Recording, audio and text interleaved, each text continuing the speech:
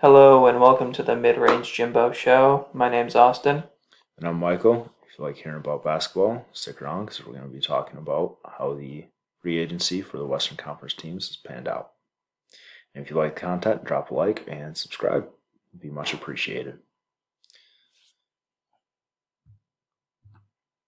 So first, we have the Dallas Mavericks, which they had a really good season last year. I mean, even though they lost in the first round, uh, I feel like that might have been because Porzingis went down with an injury. Yeah, they did. They almost took game one, too. Yeah, I definitely feel like they could have beaten the Clippers. They could have. A few things followed different ways, stuff like that. Porzingis obviously doesn't get hurt. They could have easily beaten the Clippers, and then they would have gone up, of course, against the Nuggets. And who knows how that would have panned out. Those are two very young teams, very talented teams. But obviously, with the Mavericks, the biggest question marks with the team is what can they get on the defensive side of the ball because they had the best offense in NBA history this year, but we're still only the seventh seed. Yeah. And then another big thing, Porzingis. Got to see him staying healthy throughout the year because he's always had injury issues his whole career. It's a problem, and he's 7'3", which is always scarier when he gets hurt, especially lower body. I think that is kind of a limitation of some taller guys. They always seem to run into those issues like that. I do think that they tried to improve their defense a little bit. I mean, they did draft Tyler Bay. They got James Johnson from Minnesota, so that'll be interesting to see how he fits in there. I imagine he'll kind of take the Dwight Powell role because I believe he'll be out for the entire season. He could be. He could come back later in the year. I'm not sure if maybe they even want him to come back yet, just to make sure he's ready to go. And James Johnson, he's just he's an energy guy more than anything now. He's kind of an old school enforcer type even, which is you always like guys like that. I think they're always fun to watch. Obviously, the biggest thing is they brought in Josh Richardson. Obviously, he's not shooting as well as Seth Curry is, but he brings a lot more defensively than Seth Curry could. And for a backcourt mate with Luka Doncic, that'll be really awesome to see. That, and I think a little underrated is his size that he brings, because, I mean, you see the trend in the NBA to go for bigger and longer guys, and I mean Seth Curry was like 6'1" or 6'2", and not big, not a big guy. But I mean, that generally doesn't matter if you can have other big guys on the court. But, if you can add in a guy who's 6'5" to be kind of like secondary guard role, kind of like Seth Curry was, I think that does improve them defensively. And with James Johnson, I mean, you said energy guy. A lot of defense is just energy. Yep, definitely. And Porzingis isn't a bad defender, I don't think. He's not a good rebounder. No, but he's a good rim protector. He's a good rim protector. He's 7'3", like we said. Good rim protector. He's you obviously also have Boban, another big guy. Yeah. Not exactly a. And don't underestimate Maxi Kleber. That's very true. Kleber, he's kind of that unsung guy on the team. He's very good. It's just he plays with some all-star and superstar level players that you kind of forget about him in the mix of things. But he fills his role very well. I mean, that's why he got the contract that he did. I mean, he's from Dirk's hometown, the Triple Dirks. Let's not forget. But I think they'll be a playoff team again next year. It'll be interesting to see exactly where they are and where they fall in the standings with the West getting better, like it always does, being the West. And it's JJ Barea is back too. It's always nice to see. He's been there for seemingly 30 years at this point, but it's always good to see that kind of stuff. Mark Cuban's kind of one of those owners who really honors guys like that. Of course, he did that with Dirk his whole time. Probably going to end up doing that with Luka. Of course, I hope. Yeah, you never know with the future, but it'll be fun to see. That's for sure. They're a good team. Yeah. Next, we got the Houston Rockets, which I think this is the team with the biggest question marks going into the season, because obviously we hear the reports that Russell Westbrook and James Harden aren't exactly happy. I don't know how much truth there is to that. And obviously some people think that the small ball experiment didn't work.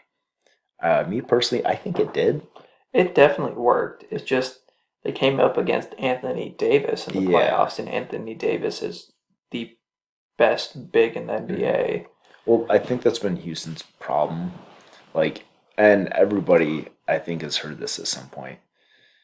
Houston just ran up against some really all-time great teams, Oh yeah, I mean, and you ran up against Golden State, and now you got LeBron James. I mean, you can never doubt the guy in the playoffs. yeah, And you got to make the argument that Harden, if he doesn't come up against those Warrior teams, he could have a ring or two at this point in his career. absolutely. And of course, we touched on it. The big thing here is how long are Westbrook and Harden going to be there? Because they're not lasting the season there, I don't think. And what can they get in return for those two guys? Kind of, they're on the wrong side of 30 at this point in their careers. Westbrook, especially, his contract is pretty large for what he's giving you at his age. Yeah.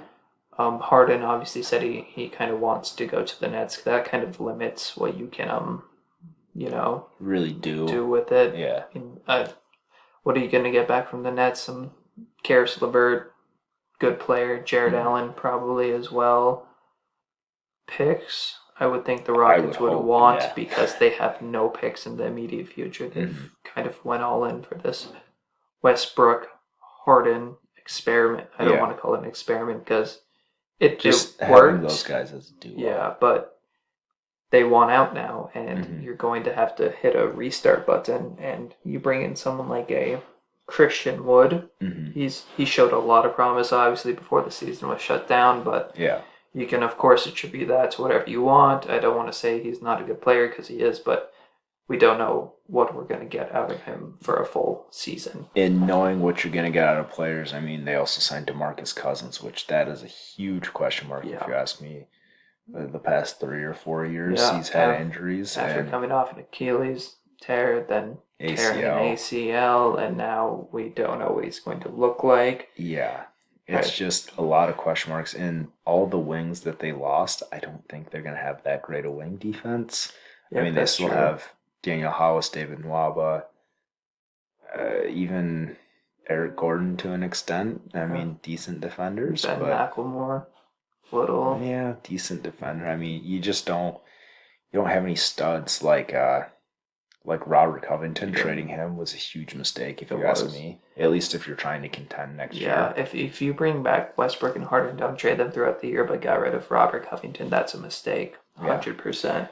I think maybe the biggest problem with this team is the owner, Tillman Fertitta. He doesn't want to pay the luxury tax. He does not. That's a huge thing.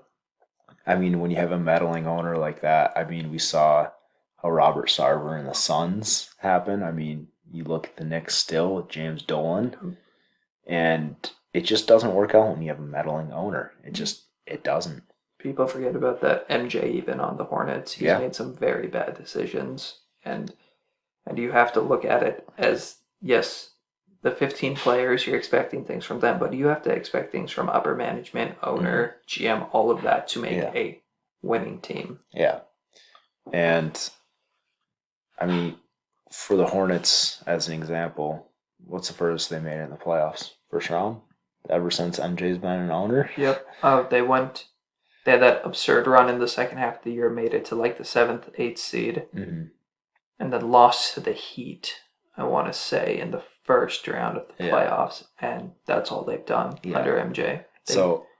Bad contracts, stuff like that. That's what you know about MJ as an owner, trading away players, stuff like that. So as long as Houston has an owner like this, I don't see them being as contenders. I mean, granted, they're still going to be good this year, but even then, in the future, I don't see them as contenders. Next, we have the Memphis Grizzlies. I know you're a huge fan of the Grizzlies, so I'll kind of let you take the narrative on this. 100%. Yeah, I'm a big Grizzlies fan. The team, obviously, their reaction is they've gotten super young this time around. They don't have those veterans like a Jay Crowder or Solomon Hill this time around. They've brought back, like, DeAnthony Melton. Not everyone knows who that guy is, but he's super important to Memphis and Memphis basketball and the culture they've built there over the grit and grind era. And obviously that era's ended, unfortunately, but they're starting a whole new era. They have Ja Morant. I mean, what more can I say about him that no one else has? I mean, he almost led the team to the playoffs as a rookie, which is insane. Exactly. You have Jaren Jackson Jr., an awesome two-way player. He can he can shoot, he can defend, he can play in the post a little bit. I mean, a little bit. He's a little passive, which I don't like to see. And obviously his rebounding's subpar, but when you have Valanciunas cleaning up boards on the inside, it's not the biggest thing. That and Brandon Clark, I mean, his rebounding rate last year was one of the best in the league, if I'm not mistaken. I wouldn't be surprised. Brandon Clark is a very talented rebounder. He comes off the bench, so he's not getting as many rebounds as starters, of course. You have Justice Winslow, who they traded for, didn't play a single game because of injuries and stuff. He could come back, be a secondary ball handler with Ja Morant. And I'm a huge fan of Justice Winslow. I think his ball handling is underrated. I don't think a lot of people really take that into account when they think of him as a player. They just still think the athletic wing. But, I mean, he can shoot. He can handle the ball. He was playing point guard for the Miami Heat at one point and averaging like 15 and 8. Yeah. Very talented player. And even though, I mean, you got Ja Morant and Tyus Jones, I mean, I've always thought this. You can never have too many guys who are able to handle the ball as long as, they're still able to play off ball. It's very true, yep. And bringing in Desmond Bane with the draft, I really like him. I'm not very good at, knowing players before the draft because I don't watch a lot of college, but he plays for my team now, so I looked at a bunch of highlights. Really high IQ player. He's a lights out shooter too. Lights out shooter, which you're going to need when Ja Morant is your star player, because he can hit threes. I don't know where this came from, where people think he's just almost incapable of shooting. He's just not a very good shooter. And when people think of that, they think, oh, he can't shoot. Right. So. He can shoot a little bit. He doesn't take a lot of threes, and I think he's working on that, but he knows his game isn't taking three-pointers. Yeah. Which is smart, and he's obviously going to develop more. The team as a whole, I'm really excited to see what we're going to do. The only problem, I think, is we don't have a lot of veteran leadership. We have like a Gorgie Zhang and Kyle Anderson. That's about all we got for vets on the team, not like a Jay Crowder, Solomon Hill, real vet guy. So other than that, I'm really happy about the direction of my personal favorite team. And I don't know if Memphis will make the playoffs this year. Oh, I doubt it. Because I honestly see them as taking a step back. I could see it. Not in terms of like, oh yeah, this team got worse, but just, growing pains. Growing pains for sure. We're putting in a lot more on Ja and Jaren, and teams are going to be keying in a lot more on Ja Morant this year because they know what he can do now. Yeah. He's obviously a very talented player.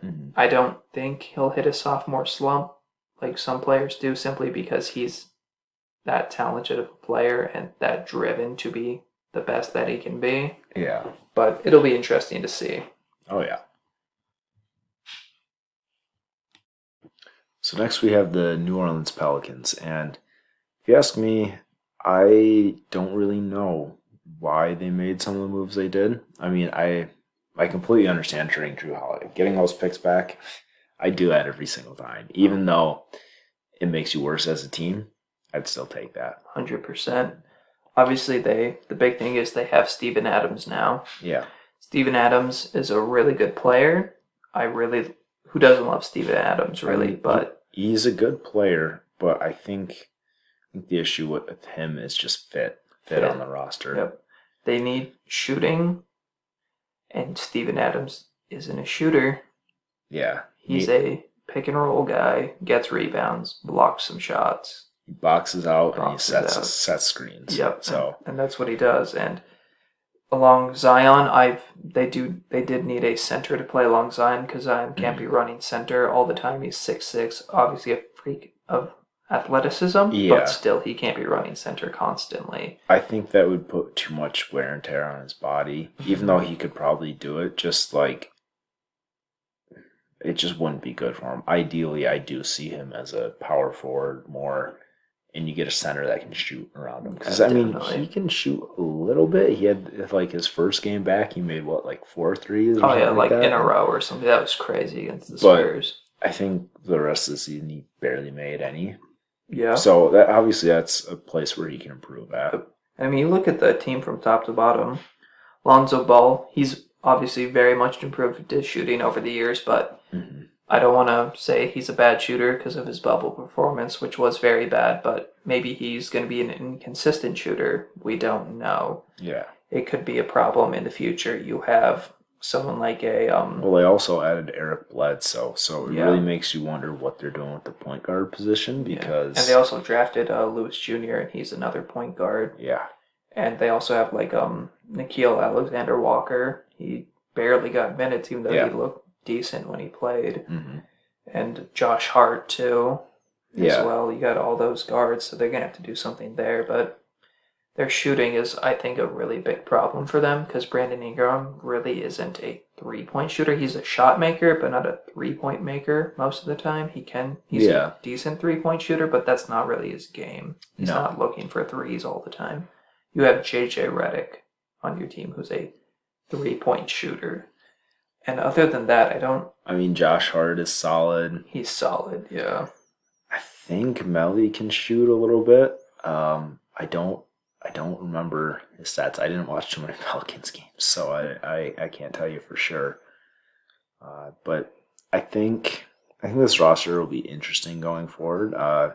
Just trying to see what they do with guards because Lonzo and Bledsoe on the same team, and then you throw in the big men, Steven Adams, and also Jackson Hayes and Zion. I really question what exactly they're trying to do, but it'll be interesting to see. Very much. I don't think they'll make the playoffs next year. I think they'll take a step back because losing Drew Holiday is a bigger loss than I think some people. Very big loss. They're going to be like the Grizzlies. It's going to be growing pains, and we'll see what they can do with a draft pick next year because they are saying this 21 draft class is supposed to be like on par with 03 and 96 or something like that.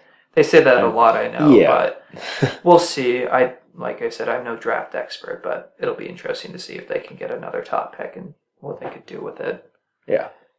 So next we have the Spurs, which, I mean, Spurs, kind of like always, they're pretty quiet. They didn't really do a whole lot. I think they had the least amount of roster turnover in this free agency period.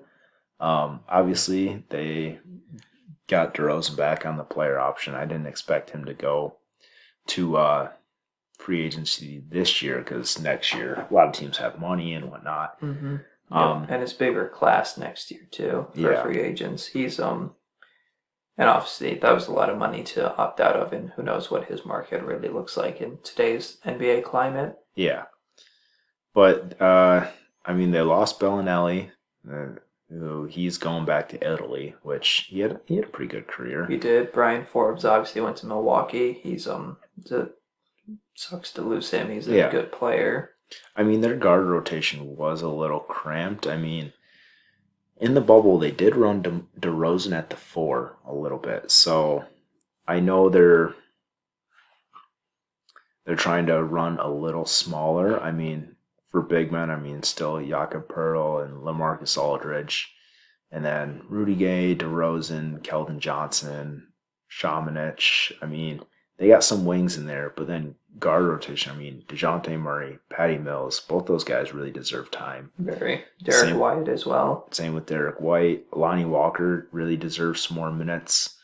And obviously, they just drafted Trey Jones, but in Spurs-like fashion, I don't think he'll play a whole lot his rookie year. That's fair. And who knows what the Spurs are really doing now? Because after this year, the Spurs aren't a big free agent destination. Yeah, they could very well be tanking soon, and that also means probably the end of the Greg Popovich era. I could see him retiring after this season. Yeah, I think that's probably the biggest question mark with the San Antonio Spurs is what's Pop going to do, because Pop does not have the patience for a rebuild. He doesn't.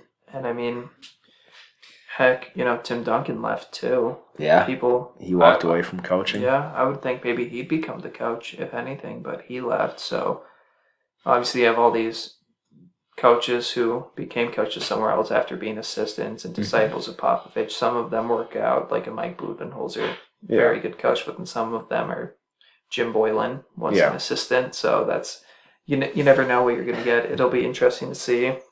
And with the Spurs tanking, I mean, I have complete faith in the Spurs being able to hit on draft picks. They've proven that over the years, so it'll be interesting to see. I personally, along with, I think most people know that they're not going to be making the playoffs this next season. Yeah, I don't see them making the playoffs unless we see, like, DeJounte Murray turn into an all-star, which I don't think is going to happen. No. But I think the future for the Spurs is just keep trying to develop guys right now and get assets for DeRozan and Aldridge. I mean, that's all you can really hope for. Maybe even Rudy Gay too. I don't imagine there's too big of a market for him, but probably not. He has a little left in the tank. Is maybe an off the bench score because Rudy Gay is always that's what he does. He scores, not much else. Yeah. But yeah, I think they'll be towards the bottom of the West this year. Next, we got the Denver Nuggets, which very good team last year. I mean, conference finals. The comeback kids, as they were being called after those 3-1s, and the team is always. When are they going to be? They're up next. I think they're here now. I say they've been up next since like the Warriors won their first championship. Yeah, that sounds about right. I think they've kind of shown the world what they can do. Yeah. Big question, of course, Jamal Murray. Is he going to be able to keep performing at as high a level as he was? Yeah. Because what he was doing in the playoffs, that was some amazing stuff to watch, man. He was lighting teams up. It was fun to watch. The team is always really interesting because they have this really great young cast and these players that you think can become something like a Bull, who was taken in second round after he's supposed to be a lottery pick. Michael Porter Jr., who's like an amazing on-ball scorer, but off the ball isn't that great, I'd say. You have Gary Harris, who... I mean, he's a solid 3-and-D guy. I mean, he gets paid a bit too much, but I hope he doesn't continue to get worse as his trend has seemed to be over the past couple of years. I really want him to, get back to where he was going in his career before the injury started taking the toll on him, where he was on the up and up and stuff like that, and he was looking really, really talented. And when he signed that extension, that wasn't a bad signing. It kind of looked like... Yeah, it looked like he'd grow into it. Yeah, he'd grow into it, but he's stagnated, and it's really, really crappy to see.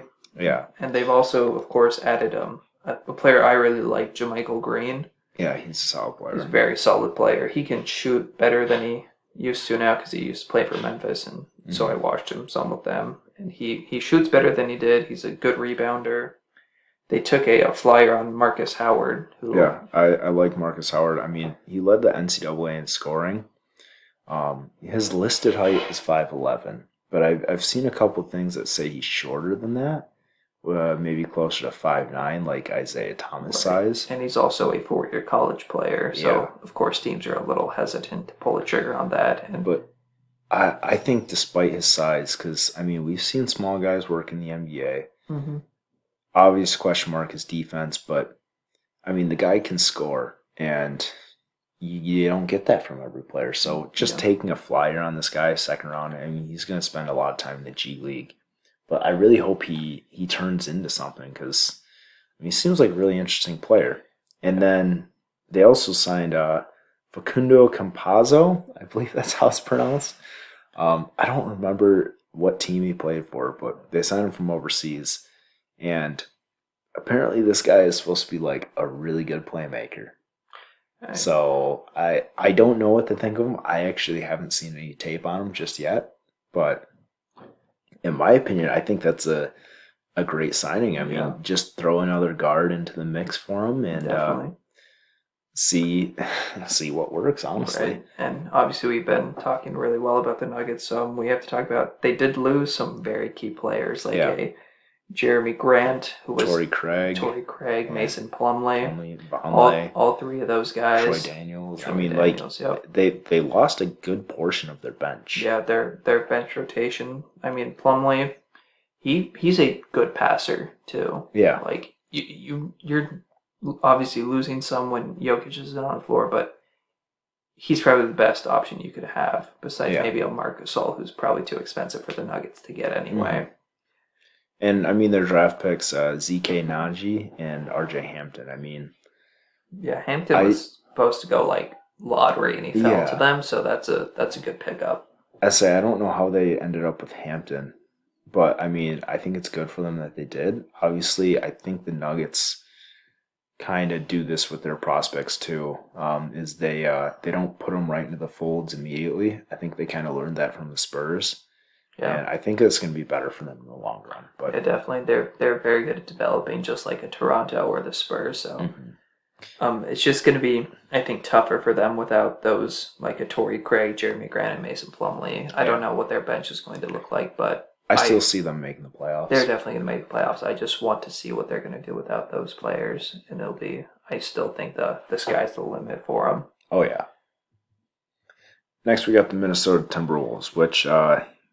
This is also going to be interesting. There's a lot of interesting teams this year, just based on the moves they made. But I really want to see how Anthony Edwards works out. Yeah, of course, everyone who's really big in NBA and has heard all this stuff about Anthony Edwards, and does he even like basketball? Yeah. Does he want to be an NBA player? Because from what he's said and what he's allegedly talks about, how he said he realized he can make money off the NBA, and he actually loves football over basketball, but he realized I can make it playing basketball, and that's why he does it. And he says, I don't watch basketball. Which, not watching basketball isn't a huge red flag for me, because I've heard from some professional athletes that they don't watch their sport because it's different playing that sport and watching the sport. I mean, just seeing what you see from the media and what you actually see in person, that it's just so completely different that it just kind of takes you out of it. So yeah, and obviously they've lost like a James Johnson. Their defense is really going to suffer from that, I think. I think a little bit. I do think they have.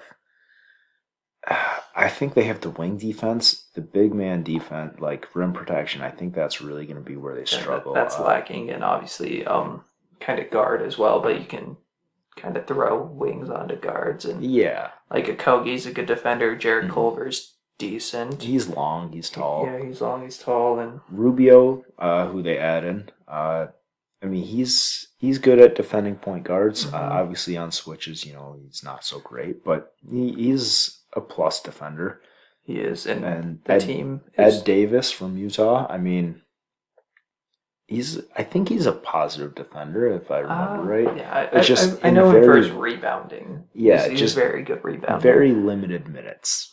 So I don't see this team making the playoffs. I don't either. They're kind of stuck in a situation where they're trying to win now, but they really haven't been able to build a team to do that. Besides having Karl-Anthony Towns and D'Angelo Russell, the supporting cast around it doesn't really work with it for some reason. I think they're in the process, but it might take a little bit longer.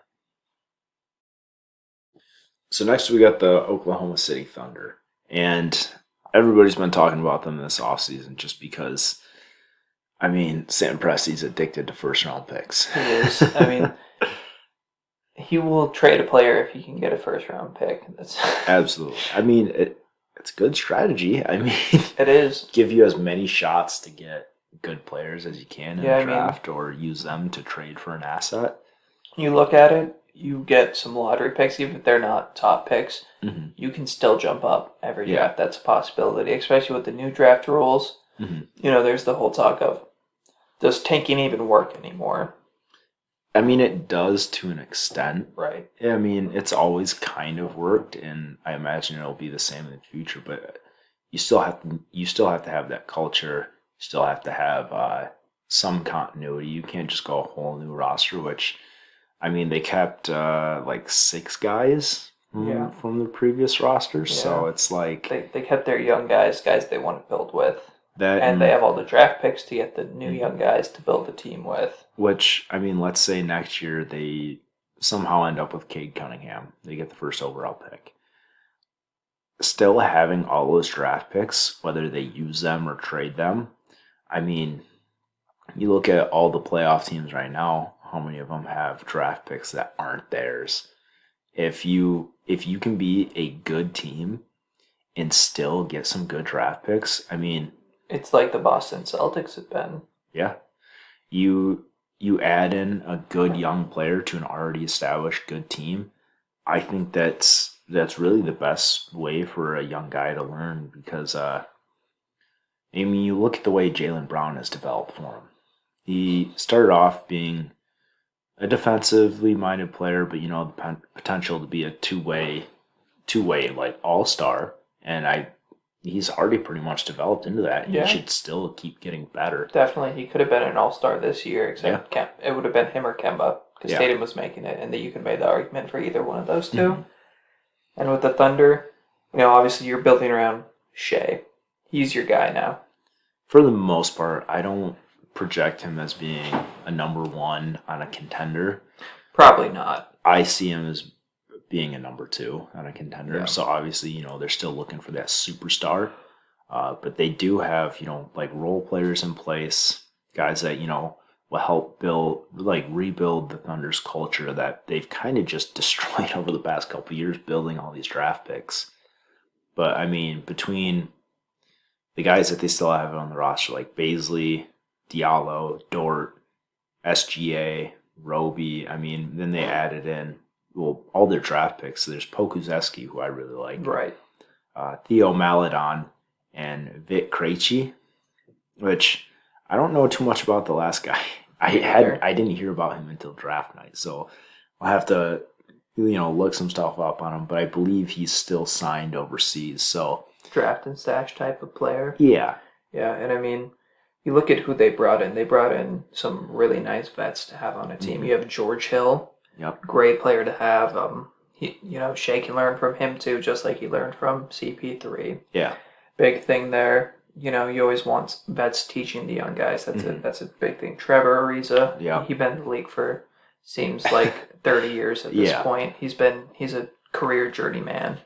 He's probably not going to make it there through the trade deadline, though. He's going to get traded for something. He is a champion too. He is. Yep. A lot of people forget he was on that. Was it the 10 Lakers or the 9 Lakers? One of those two teams, if not both. Yeah, maybe both. And then, like you said, Al Horford. I mean, Al Horford, I believe, is still a good NBA player. I think it was just his fit with Philly was a really bad fit, and he is slightly overpaid.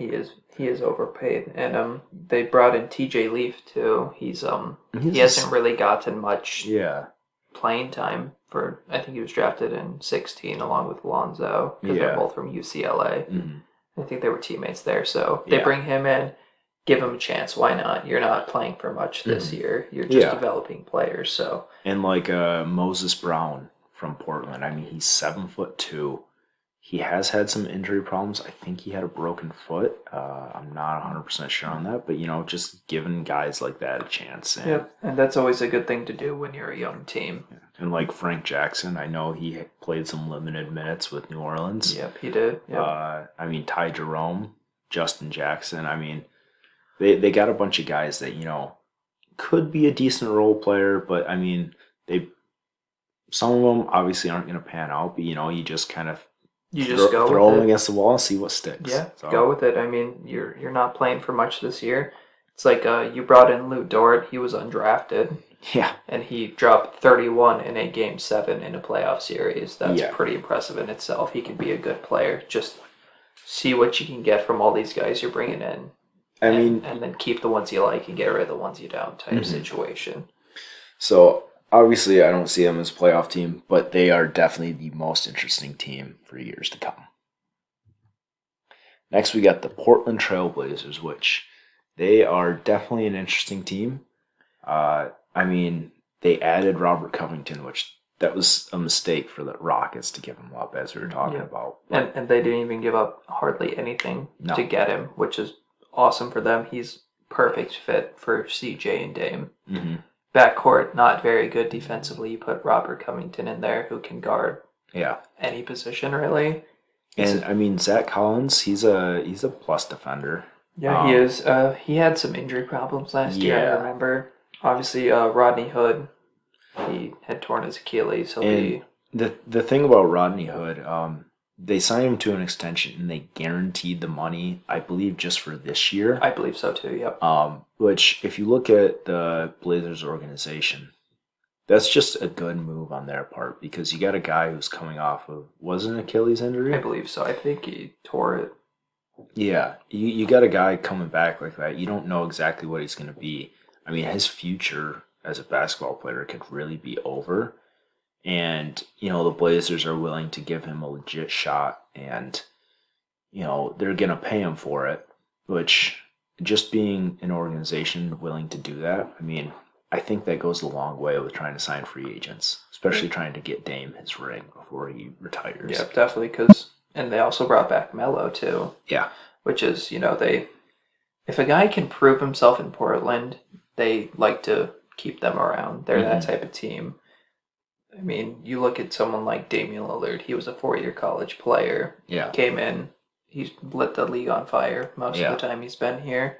And he's staying loyal. And I think that's part of just because Portland shows that it does care about its players. Yes, the NBA is a business, but it's filled with human beings. Yeah. So that's the thing there. And they added Harry Giles, which... taking a flyer on him. Obviously, I think we know what he is as a player. I don't see him changing up his game too much, but I think he could still be a good player on a team. But we're gonna see, a little more from him. Obviously, being trapped in Sacramento with their horrible front court rotations, and there's their horrible front office too in general. And obviously, Gary Trent Jr. was really doing pretty well toward the bubble and stuff like that. He was really showing what he got. They brought in someone like a Derek Jones Jr. as well. Yeah. Very solid player to have. Good wing player to have. And then Enes Kanter being back with Portland. He looked really well with him when he was with them. He did. He gives you limited minutes off the bench as a scorer, nothing else. That's what Kanter does. Yeah. So, just having a good group of guys together, I think, along with Damian Lillard will give you like a good chance to contend. 100%. So I expect them to make the playoffs, but I don't know exactly where. I don't know what seed they'll be, if I'm being honest. Me either. They're always one of those teams that's just up and down for them. It really depends on injuries as well. That happens to them a lot, unfortunately. It seems with their teams. I think they'll be healthy this year, and like I said, I think they'll be a contender. Maybe not a top contender, but they'll be there. Next, we got the Utah Jazz, which Utah, I don't really know what their free agency direction was exactly, because obviously they didn't have a whole lot of money. They did re-sign Jordan Clarkson, which, is really good. He'll have a full year with them. He was good in that 6-man role. Definitely a good bench scorer. But then they brought in Derek Favors, which he's just going to be a backup to Rudy Gobert. He is, but I think he's better than that. But I don't really know what team he would fit on otherwise. I don't either. He's just... I do like him on the Jazz. Obviously he kind of started there. If I remember correctly. I don't know if that's where he started his career, but he played a lot there, and he's a good player. He brings you solid defense as well, which is always nice to have. And they just kept a lot of their guys, which is important too. Just letting your team gel. Bogdanovich, obviously he was hurt for that playoff series against the Nuggets, and I think if he's not hurt, they probably win that series because Bogdanovich, he's like a 20-point per game scorer on a contending team. I think people really underrate him as a player. He's a really good NBA player. I say his fit next to Rudy Gobert, I think, is pretty much perfect. You get a shooting, bigger wing that you can put next to a guy who, is pretty much a paint-only scorer. Definitely pick and roll type of guy. And obviously, you're running things through Donovan Mitchell. That's your guy. And And obviously, I mean, I haven't heard this in a long time, but there was that whole thing about Donovan Mitchell, Rudy Gobert not getting along, but that's I probably behind them, and they're probably fine now and are going to I never play put together. I never put too much stock into that just because the media blows stuff out of proportion. But 100%. It's just, it's out there. if they don't win, if they don't make it past the second round this year, I could definitely see them exploring trading Rudy Gobert. Yeah, definitely, because isn't this the last year of his contract, too? I'm not 100% sure, but I know it's either this upcoming offseason or the next one, where he could get like a $200 million deal. Yeah, and I wouldn't want to be the guy paying Rudy Gobert that much. No. He's an amazing player, but he's so limited in what he can do. He's not worth that much money. Yeah. So I think Utah will make the playoffs, but again, I don't know their seeding. The West is really tough to figure out this year. So next we got the Los Angeles Lakers, which, I mean, defending champs, LeBron, AD. Well, AD hasn't re-signed, but he will. He's going to, and defending champs who somehow got better. Yeah. Which is weird to say. I mean, Marc Gasol kind of replacing Dwight and JaVale. Yeah. He's going to kind of take on both roles. And he's much better than both of those players. Yeah. And he can play make as well. That's a big thing with Gasol that you're not getting from McGee or Dwight. He's a very good playmaker. And then Montrezl Harrell, who I bet after the Lakers signed him, a lot of Lakers fans were going back and deleting stuff on Twitter or whatnot when they're trashing Montrez. But I think he's an interesting player. I mean, I don't think last playoffs was really what he is as a player. I think he was dealing with a lot of stuff off the court with personal issues. He was. Obviously, his grandmother had passed away. That was a big thing. He was also going up against the best center in the NBA, in my opinion, Nikola Jokic. That's why he got eaten alive. Mm-hmm. Well, that, and I mean, you can really blame Doc Rivers for the rotations. You don't put a 6'7" guy to guard a 7-footer. Yep, that's very true. And Harold, I don't know where this concept comes from that he's a good defender, because he's not that great of a defender. He's athletic. He tries, and he's trying is half the battle.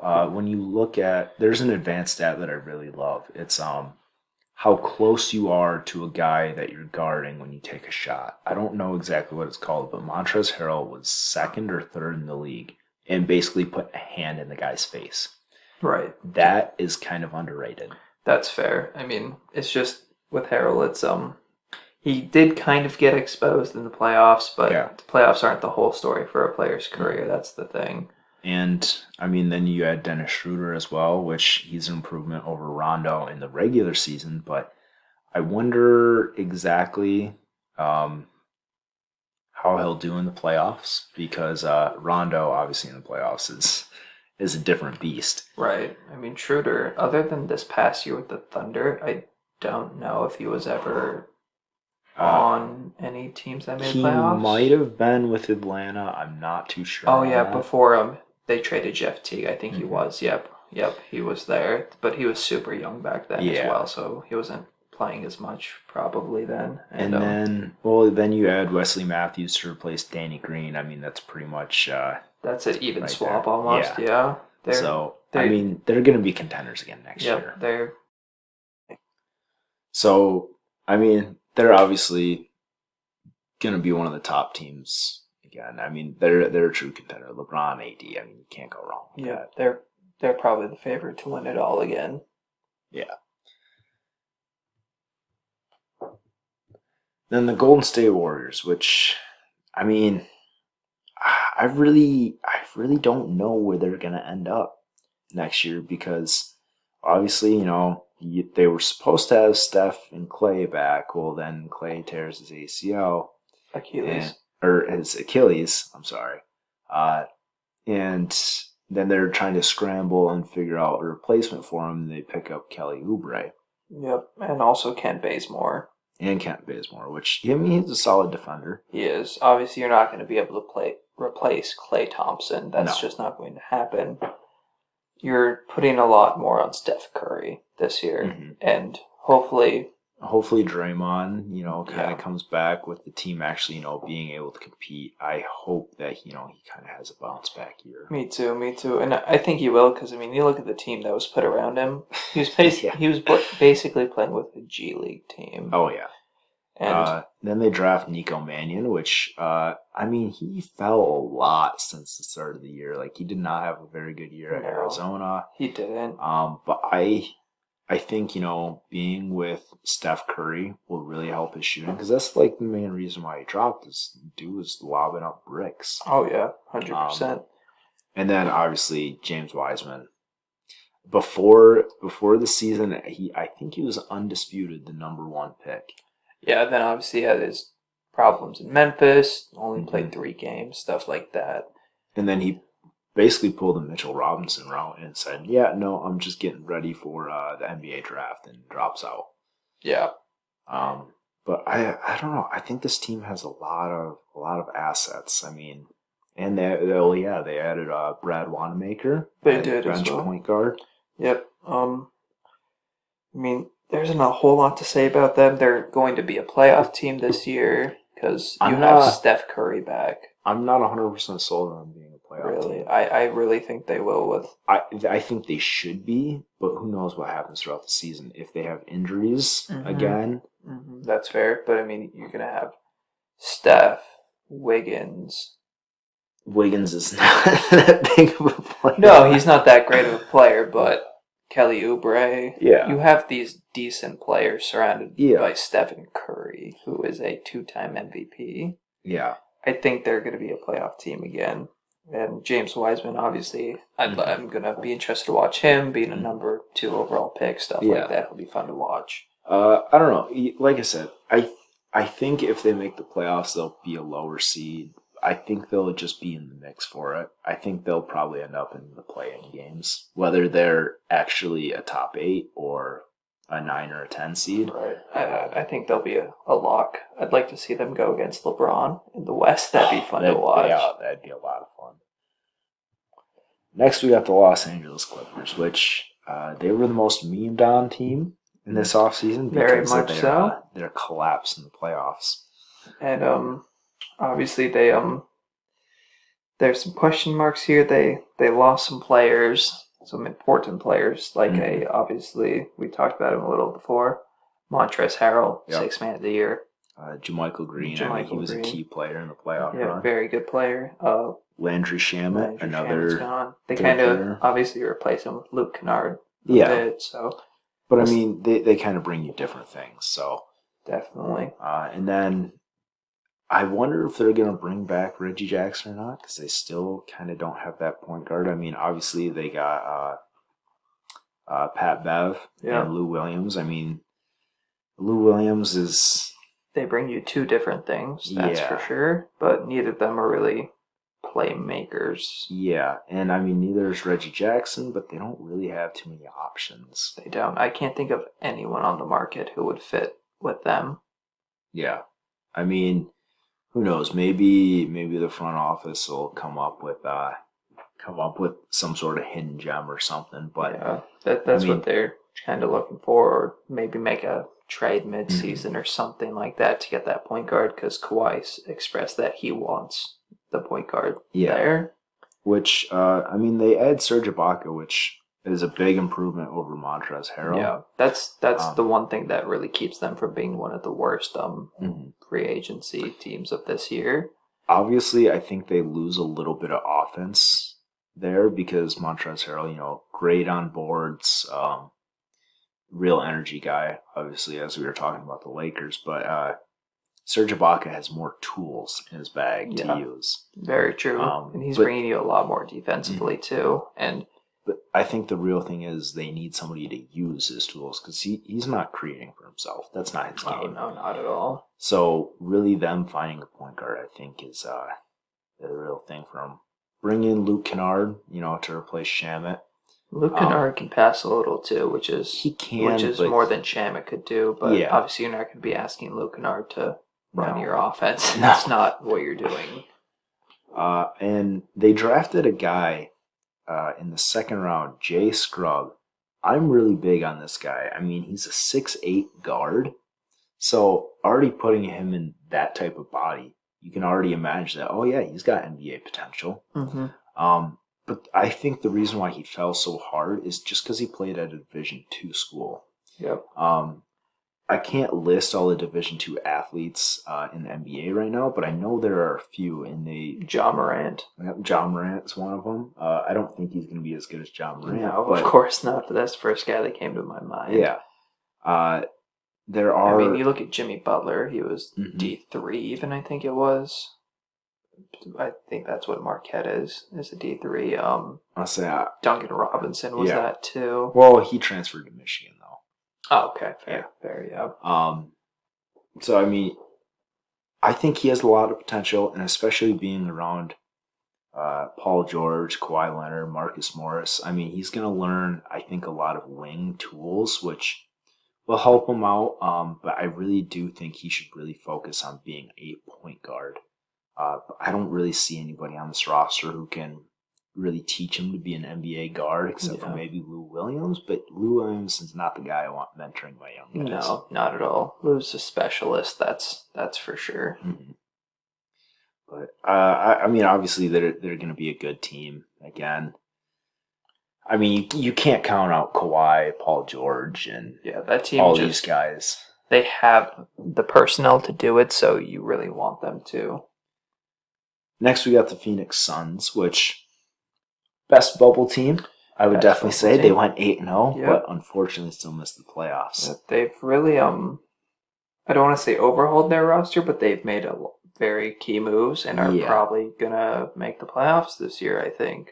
Obviously, the big one, Chris Paul. Chris Paul's there now, yep. Which I think he automatically makes him a playoff team. That's true. I'm not talking like top 4 seed, I'm thinking more 8 seed. That's fair. And then, I mean, they bring in some role players. I mean, Jay Crowder, Langston Galloway, E'Twaun Moore. Yep.